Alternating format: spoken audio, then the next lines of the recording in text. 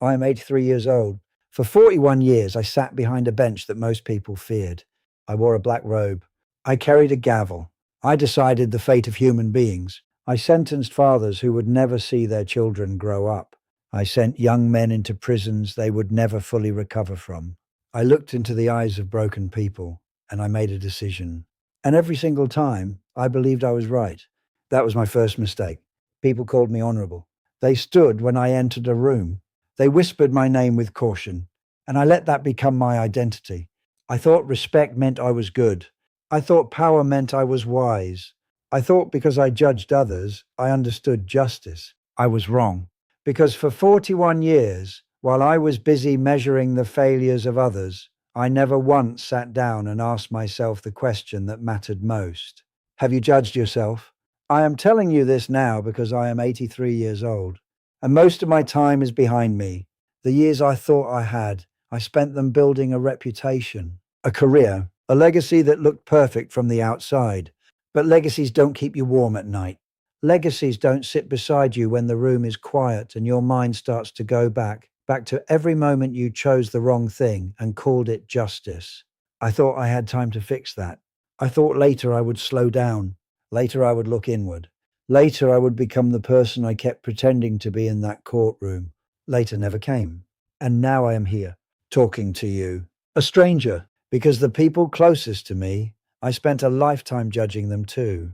My son made choices I didn't approve of, so I made him feel it. Every year, every conversation. My wife carried a sadness she never spoke out loud. And I told myself she was fine because she never complained. I was a judge who could not see the suffering inside his own home. I sentenced others for their blindness while I lived in darkness myself. There is something happening to you right now. I don't know your name. I don't know your life. But I know this. You are moving fast. You are busy. You are telling yourself that the important things, the real conversations, the apologies you owe, the love you keep meaning to show, you are telling yourself those can wait. I am 83 years old, and I am telling you, with everything I have left, they cannot wait. The clock is moving right now, while you watch this, while you breathe, and the version of yourself you keep promising to become. That person is running out of time. Let me take you back. I was 44 years old, at the height of my career, the youngest chief judge in my district. My photograph was in the newspaper. My name was spoken in courtrooms 3 cities away. I remember driving to work that morning in November. The road was quiet. The sky was grey, and I felt something I had trained myself to ignore. Emptiness, not sadness, not depression, just a hollow feeling sitting in the center of my chest, like something was missing, but I had forgotten what it was. I turned up the radio and kept driving. That was how I handled everything then. Turn up the noise. Keep moving. Don't look too closely at what's underneath. My wife's name was Catherine. She used to wake up before me every morning. She would make coffee and sit by the kitchen window and watch the birds. That was her peace. That small, quiet moment before the day began. I never once sat with her. Not once in 41 years did I wake up early and say, Catherine, tell me what you're thinking about. I told myself I was tired. I told myself she understood. I told myself that providing for the family was how I showed love. I was a man who argued the meaning of truth for a living, and I lied to myself every single day. My son's name is Richard. When he was 9 years old, he came to me with a drawing he had made. A house, a tree, 2 figures standing outside, him and me. He had written at the bottom in crooked pencil letters, "My dad is my hero." I looked at it for 3 seconds. I told him it was good, and I went back to reading case files. He stood there for a moment, waiting for something more. Then he folded the drawing and walked away. I did not think about that moment again for 30 years. Not until Richard stopped calling. Not until Christmas dinners became polite silences. Not until I realized my son did not tell me things anymore. Because somewhere along the way, he had learned that I wasn't really listening. I had sentenced him without ever realizing it. I made him feel small, unimportant, like my work would always come first. And he believed me. Because children always believe what their parents show them, not what they say. Inside the courtroom, I was different. I was patient. I was deliberate. I listened to every word before I made a decision. I gave strangers more careful attention than I ever gave my own family. Think about that. The people I sent to prison received more of my presence than the people I came home to every night. Because in the courtroom there were consequences I could see, rules I had to follow, eyes watching me. At home, I thought I could get away with less, and I did, until I couldn't. The year I turned 60, Catherine got sick. It was not sudden, it came slowly. The way most important things come, quietly. Without announcement, she started losing weight. She stopped sitting by the window in the mornings. The birds still came, but she wasn't there anymore. I noticed, but I told myself she was adjusting, resting, going through something that would pass. I was a man trained to analyze evidence, and I ignored every sign. By the time the doctors gave us a number, we had less time than I had wasted in a single year of silences. I sat in that hospital corridor. Black robe gone, gavel gone, title gone. Just a man who finally had nowhere to run. And I thought I had more time. There is a specific night I need to tell you about. Catherine had been in the hospital for 11 days. I used to drive home late at night because I did not know how to sit beside someone who was suffering, even the woman I had shared a bed with for 38 years. I did not know how to just be there, so I would stay until visiting hours ended, kiss her forehead, tell her I would be back tomorrow, and then I would walk to the car and sit in the parking lot for a long time, alone, in the dark, not crying. I had not cried in so long I had forgotten what it felt like. On the 11th night, I walked into her room and something was different. She was awake, which was unusual. The medication usually pulled her under by evening. She looked at me when I entered, and she smiled. Not a weak smile, not a tired smile, a real one, the kind she used to give me when we were young, when everything was still possible. I sat beside her and I took her hand, and she said something I have never forgotten. She said, I always thought you would eventually slow down and find me. Not angry, not bitter, just honest. The way only someone who has accepted the truth can be honest. I did not respond, because there was nothing to say. Every defense I had ever constructed in my mind, every justification I had used for 38 years, collapsed in that single sentence. I always thought you would eventually slow down and find me. She had been waiting, not for gifts, not for grand gestures, not for the version of me that appeared in newspapers. She had been waiting for me to simply arrive, to be present, to choose her the way she had quietly, consistently chosen me every single morning by that window, and I had made her wait her entire life. Catherine passed away 19 days later. I was there when it happened. I held her hand, and for the first time in longer than I could remember, I cried. Not quietly, not with dignity. The way a man cries when he understands that the damage is permanent, when there is no appeal, no higher court, no opportunity to reopen the case. The verdict was final, and I had no one to blame but the man I had never been willing to judge. I went back to work 3 weeks later. My colleagues said I was strong. They admired my resilience. I let them believe that. The truth was I went back because I did not know who I was without the black robe. I had worn it so long it had replaced everything underneath. Without the title, I was just an old man sitting in a house full of quiet, a house where the kitchen window had no one sitting beside it, a house where a son never called, a house that reflected back everything I had chosen to build and everything I had chosen to ignore. One evening I opened a drawer looking for something, and I found it, folded, old, the paper soft from time, a drawing of a house, a tree, two figures. My dad is my hero. I sat on the floor of my study, and I stayed there for a very long time, not as a judge, not as a chief justice, not as an honorable man, just as a father who had failed a 9-year-old boy who only wanted 3 more seconds of his attention.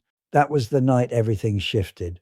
Not dramatically, not with clarity or sudden peace, just a slow, devastating understanding. I had spent my entire life holding others accountable, and I had never, not once, held myself to the same standard. I had judged everyone. Everyone except the one person whose life I was actually responsible for. Myself. Let me tell you what I learned.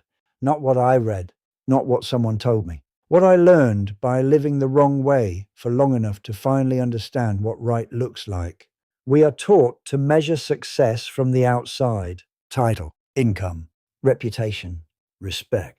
We spend the first half of our lives chasing those things. And when we get them, we spend the second half protecting them. And somewhere in the middle of all that chasing and protecting, we forget to live, not exist, not perform, not achieve, live, to be present in an ordinary Tuesday morning, to notice the person across the table from you is carrying something heavy, to say the words that need to be said today, not tomorrow, not when things calm down, not when you have more time. Today, I believed that being right was the same as being good. I was wrong. In that courtroom, I was right thousands of times. I followed the law. I applied the rules. I made correct decisions according to the standards I was given. But correctness without compassion is just cold logic wearing a costume. I was technically right and deeply wrong about what mattered, because the law I mastered could never measure what I failed to give: presence, warmth, the simple act of paying attention to someone who needed you. Those things have no legal definition, but they are the only things people remember when you are gone. Here is the truth that took me 83 years to understand. The people in your life are not waiting for the best version of you. They are not waiting for you to finish your goals. They are not waiting for retirement. They are not waiting for the promotion or the breakthrough or the moment when life finally settles. They are living right now, and they need you right now. Not the future you. Not the calmer, wiser, less busy version of you that you keep promising yourself you will become. You. Today, as you are, imperfect, tired, unfinished. That is the version they needed. That is the version I never gave. I judged others for their failures, for their anger, their addiction, their dishonesty, their weakness. I sat above them and I measured them against a standard I had written myself. But I never applied that standard inward. I never asked, am I showing up for the people who need me? Am I honest with myself about who I am becoming? Am I present, or am I just physically in the room? There is a difference between being in a room and being present in it. I was in every room. I was present in almost none of them. This is not just a story about a judge. This is about the version of yourself you keep postponing. The father who tells himself he will be more patient next year. The son who means to call his mother more often. The husband who plans to be more present after this project ends. The friend who keeps saying we should catch up without ever choosing a day. That is the real sentence we give ourselves. Not prison, not punishment. Just delay. We delay the love. We delay the honesty. We delay the presence. And life does not wait for us to finish delaying. I thought I had time. I thought the years would keep arriving like they always had.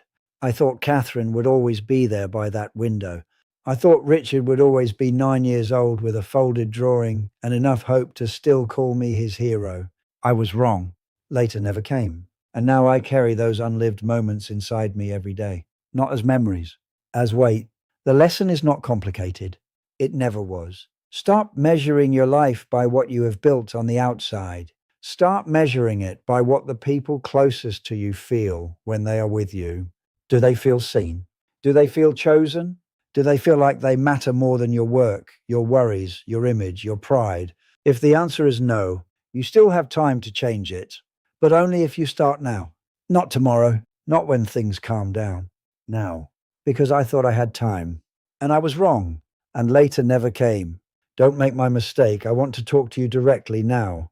Not as a judge, not as an old man telling stories, as someone who has stood at the end of a long road and looked back at every turn he should have taken differently. I am talking to you. You are not 83 yet. That is the only advantage you have over me right now. Time, not much, not unlimited, but some. And what you do with what remains, that is the only question that will matter when you arrive where I am. Not how successful you were, not how right you were, not how much you accumulated or achieved or proved to the people who doubted you. Only this. Did the people you loved feel loved? Did you show up, or did you just show up on time? There is a difference. I have watched people stand in courtrooms and beg for second chances. Grown men weeping, mothers pleading, young people whose entire futures balanced on a single decision. And I used to wonder how they let things get so far. How did they not see it coming? How did they not correct the path before it led them here? I understand now, Because I did the same thing. I watched my own life move in the wrong direction, and I told myself I would correct it later. I told myself I was not like the people in front of me. I was exactly like them. We are all exactly like them. We all have something we are avoiding, something we are postponing, someone we are failing slowly, quietly, without ever meaning to. And we all believe we have more time than we do. I want you to think about one person right now, not a colleague, not a contact, not someone you need something from, someone who loves you, someone who has been waiting for you to slow down, waiting for you to notice them, waiting for a conversation that keeps getting pushed to later, waiting for the version of you that exists underneath all the busyness and ambition and self protection. That person is real. And they are not going to wait forever, not because they will stop loving you, but because time will run out for them, for you, for both of you. And one day, one of you will be sitting in a hospital corridor, or standing in a quiet house, or holding a folded piece of paper from 30 years ago, and you will understand what I mean. I do not want that for you. Do not do what I did. Do not build a life that looks correct from the outside while it collapses quietly on the inside. Do not be so busy being respected that you forget to be present. Do not save your best patience for strangers and give the people you love whatever is left over at the end of the day. They deserve the first version of you, not the exhausted one, not the distracted one, not the one who is already thinking about tomorrow. The first version, the one that still has energy and attention and warmth to give. Give that to the people who matter. Before you cannot. I am 83 years old. I have buried my wife. I have a son who calls occasionally. Politely, the way you call someone you have forgiven but not forgotten. I sit in a house where the kitchen window faces east. And sometimes in the morning I make 2 cups of coffee, old habit, and I sit there and I watch the birds. And I try to feel what she felt in those quiet moments I was too busy to share. I almost understand it now. But understanding something after it is gone is the loneliest feeling in the world. I thought I had time. I was wrong. Later never came. Don't make my mistake. You still have something I no longer have, the chance to choose differently. Today, right now, before this video ends and life pulls you back into its current, put down whatever is urgent. Pick up whatever is important. Call the person you have been meaning to call. Say the thing you have been waiting for the right moment to say. The right moment is now. It was always now. I just never believed that until now was all I had left. Go live the life you keep meaning to live before it becomes the life you meant to live.